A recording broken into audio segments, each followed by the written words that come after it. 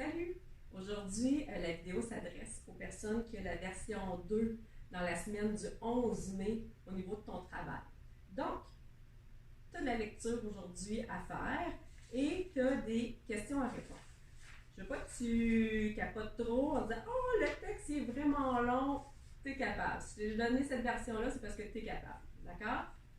Pour commencer une lecture, il faut regarder aussi les indices dans le texte, savoir de quoi qu'on va parler. Okay?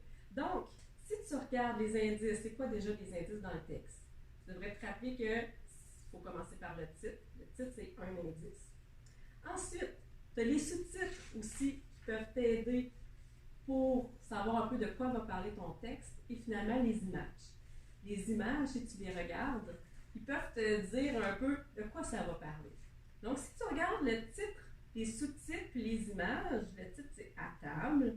Les images, que c'est des images de restaurant, qu'il y a un chef à la fin, ici il y a des personnes. Donc, c'est sûr qu'on ne parlera pas des paquebots, on va parler du restaurant. En gros, là, ce que je veux te parler dans ce texte-là, ça fait la comparaison entre deux restaurants. Mais on va te parler d'un premier restaurant au début, que c'est Jamie Oliver qui l'a créé. Jamie Oliver, tu le vois aussi à la fin, comme ça. Jamie Oliver, c'est un jeune qui a été découvert sur une émission de télévision. Puis, la productrice, elle trouvait qu'il faisait bien le travail au niveau de la télévision, puis elle s'est décidée de lui demander « Ça te tenterait-tu de faire des émissions de cuisine? » Il adorait la cuisine, donc il a accepté. Depuis ce temps-là, il a fait comme plein de télévision, des téléréalités aussi. Puis, c'est un peu comme notre Ricardo aussi à nous. Donc, il est très, très populaire en Angleterre et aussi aux États-Unis, plutôt en anglais. Mais ça ne veut pas ça, il fait plein de livres de recettes aussi, plein de choses. Donc, Jamie Oliver, lui, c'est un jeune qui, quand il était à l'école, il n'a pas eu facile non plus. Donc, il s'est réfugié un peu dans la cuisine. Un peu comme vous, là, des fois, à chaque fois que M. Labelle vous disait que vous aviez un cours de cuisine, que vous étiez content, OK? Vous étiez bon en cuisine. Lui, il trouvait ça, la cuisine, facile pour lui, puis il a décidé de s'en aller dans cette branche-là.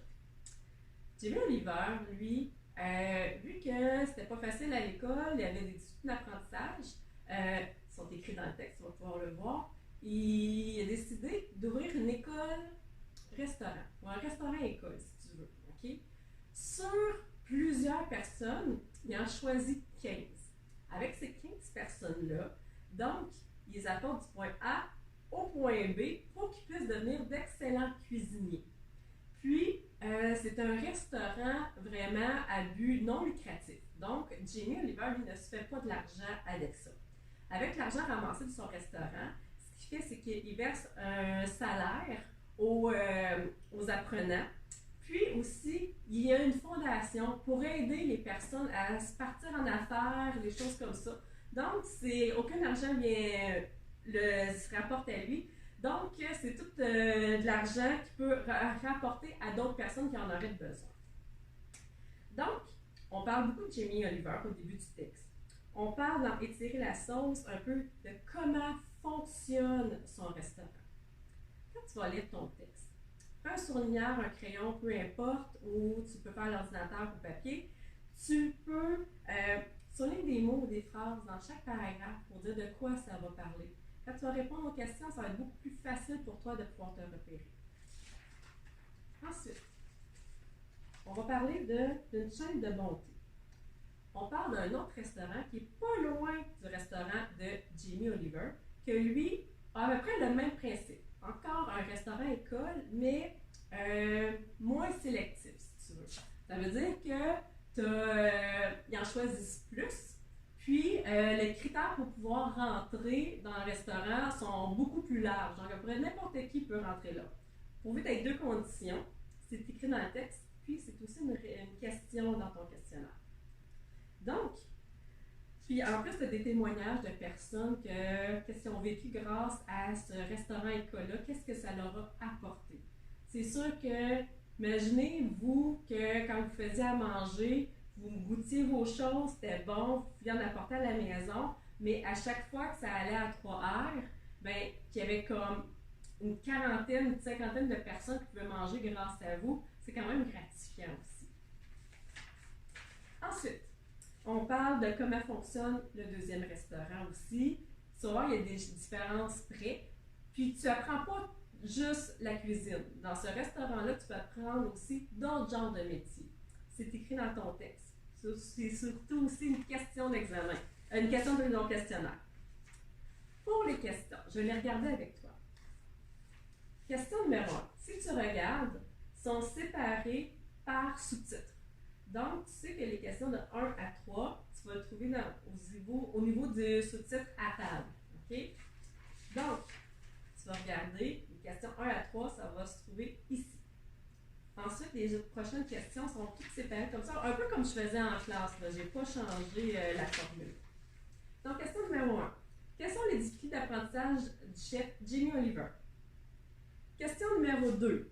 Ah, j'ai fait une erreur, là, il n'y a pas de 2, mais c'est pas grave. Dans le texte, quel pays européen est renommé au niveau de la gastronomie? Okay?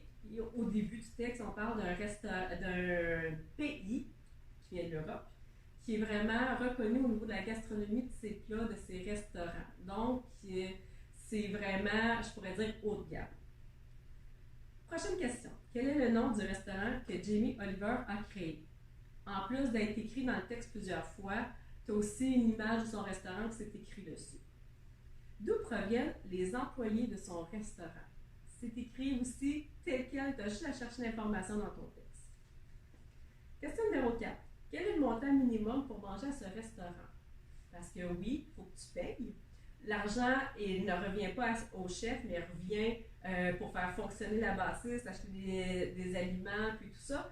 Donc, mais ça prend un montant minimum pour pouvoir manger par client. C'est ce que je veux savoir. Ensuite, les restaurants. OK? Le deuxième restaurant, il est différent du premier restaurant. Nomme 2 critères que les jeunes doivent avoir pour travailler au deuxième restaurant. C'est écrit tel quel dans ton texte. 6. Quel est le taux de jeunes qui se trouvent un emploi et dans quel domaine sont-ils formés? Attention, il y a comme 2 questions dans une ici. Les domaines, il y en a 3. OK? Je sais, je t'ai juste comme laissé une ligne, c'est pas beaucoup, mais tu vas être capable de l'écrire. Ensuite, dans le sous-titre, retrouver la forme. Nomme 3 apprentissages des jeunes au début du programme. Faire un lien un peu aussi avec ce qu'on a appris ici à l'école. Donc, nomme 3 apprentissages que les jeunes font au début de leur programme. Un indice, là, ils n'arrivent pas là la première journée et ils ne s'en vont pas directement à la cuisine. Les premières semaines, ils ont d'autres choses à apprendre. Ça fait partie de leur apprentissage. Donc, juste que tu sois capable de les trouver. Ensuite, les 2 dernières questions, c'est vraiment pour complètement le dernier paragraphe de ton texte. Le tout petit ici, là, qui commence par l'expérience puis qui termine par la table. Donc, moi, je veux savoir, je veux que tu sois capable de me trouver 5 verbes conjugués. OK? Peu importe les verbes, je veux savoir 5 verbes conjugués. Le verbe conjugué, c'est un verbe qui n'a pas changé de forme. Ce n'est pas un verbe à l'infinitif. Il ne finira pas par ER, IR, OIR ou RE. OK? Et dans le dernier paragraphe, je veux que tu trouves 10 noms. Ça peut être des noms propres ou des noms communs. Mais il y en a 10, donc tu vas être capable de les trouver. Si jamais tu as des questions, tu peux m'écrire, tu peux m'envoyer des courriels, tu peux communiquer avec moi par Messenger, il n'y a pas de problème. Puis, un petit peu plus tard, je vais te donner aussi quand tu peux communiquer avec moi par Zoom si jamais tu as des questions, si tu veux qu'on corrige ensemble, si tu as besoin d'un peu plus d'aide.